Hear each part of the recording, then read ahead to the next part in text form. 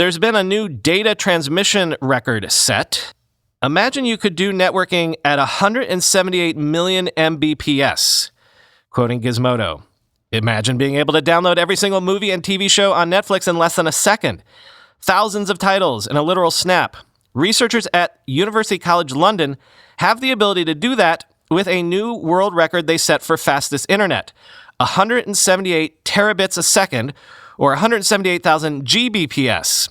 Lecturer and Royal Academy of Engineering research fellow Dr. Lydia Galdino and team collaborated with Xterra and KDDI Research on the project. According to UCL's announcement, that speed is, quote, double the capacity of any system currently deployed in the world. To get that insanely fast speed, UCL researchers used a greater range of wavelengths than what's typically used in fiber optic cables and different amplifier technologies to boost the signal. Fiber optic cables tend to absorb signals, at least absorb the protons that are transmitted through the cable to make the signal, after a few miles because of the material the cables are typically made out of.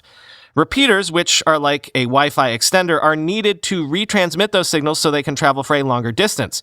So what the researchers managed to do is not only extend the signal, but also massively amplify it. Current infrastructure uses a limited spectrum bandwidth of 4.5 terahertz, and 9 terahertz commercial bandwidth is just starting to enter the market. 5G on the high band or millimeter wave spectrum operates on 24 gigahertz and above and can transmit data up to a rate of 123 Gbps. But the internet speed Dr. Galdino and team achieved uses a 16.8 terahertz bandwidth to get 178,000 Gbps. Makes 5G seem rather slow when you put those numbers side by side. This kind of system would be cheap to integrate with our existing internet infrastructure, too.